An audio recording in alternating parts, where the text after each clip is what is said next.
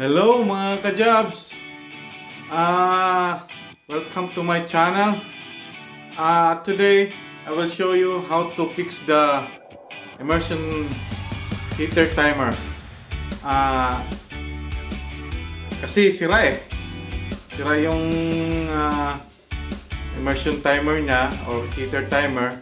Kasi hindi na siya nagpa-function, nag-automatic shut off at saka nag-automatic on. So i-replace natin yung immersion heater timer. So papakita ko sa inyo ngayon. Okay? Yan siya, ito yung papalitan natin. Ito siya kasi hindi siya nag-automatic. So yung timer niya hindi kasi na siya na pumupunta sa pinaka niya. Yan, pag ganyan kasi naka-on siya, so hindi na siya nag-automatic. Hindi na siya nag-automatic na umiikot, ganon. Pagdating sa time niya, pag ganyan, hindi na siya nag-on. Kaya ito ang papalitan natin kasi sira na yung pinaka niya doon, pinaka timer switch niya sa loob. Yun ang papalitan natin ngayon. First thing is we try to switch off the electrical switch, the main switch for this timer. Kasi ito yung connection niya rito is ito dito. Pag electrical switch kasi ito eh. Kaya ang pinaka main switch is dito sa sa gilid niya. Itong na to. Pero mayroon talaga itong pinaka main switch doon sa circuit breaker na naka-attach. Yun ang kung sakaling faulty ito, automatic mag-shut off doon sa main breaker. Ayan. Bali, pakita ko sa inyo yung connection niya. Ito yung white is neutral to.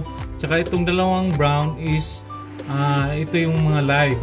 Yung itong sa gitna, yan ang live galing sa main, at saka itong 3, itong kabila is live papunta sa appliance dito sa pinaka boiler niya. Yan dyan, papunta sa pinaka boiler niya. Yan ang connection niya. Tapos sa loob niyan, nakikita nyo yung connection niya dito. So pero ito lang ang tatanggalin natin na connection kasi yan lang ang ito lang ang papalitan natin eh, yung timer eh. Pero yung connection na yan, ito siya is nanggaling yan dito. Tapos ito yung connection na dito sa kabila is papunta rito sa pinaka appliance niya. Yan ang connection niya.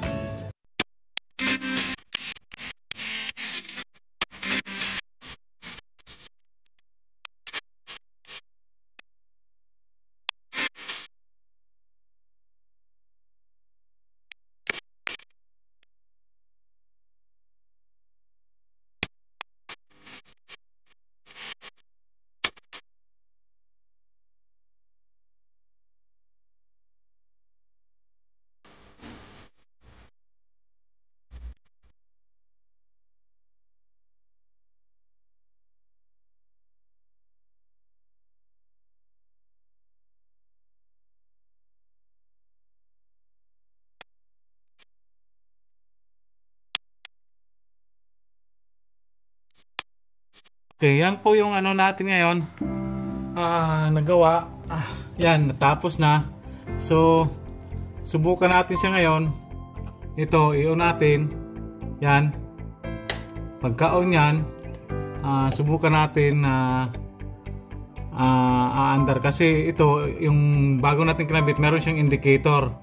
Yung indicator niya, yung light indicator niya, pag umilaw to, meaning to say, okay yung natin, pagkagawa. At saka i-testing din natin kung may kuryente na. So yan, may kuryente na kasi pag naka-off yan, walang kuryente. Yan, pag naka-on, dito siya may kuryente. So dito mayroon din siyang kuryente. Dito mayroon siya, dito mayroon din. Yan. Okay, so subukan natin paandarin. Yan, timer yan siya. Yan, sa gitna is, sa middle is timer. Tapos yung pinaka end niya, ito is on. Okay.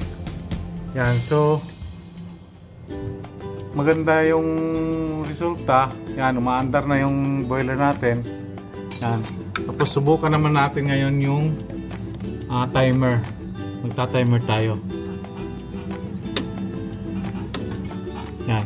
Pagka ganyan kasi is wala siyang timer. So, ang gagawin is iaakyat itong mga ano niya, yung mga para pinaka switch niya dito. Yan, meaning to say ano na yan siya, on. So subukan natin siya kung mag-automatic off ba siya.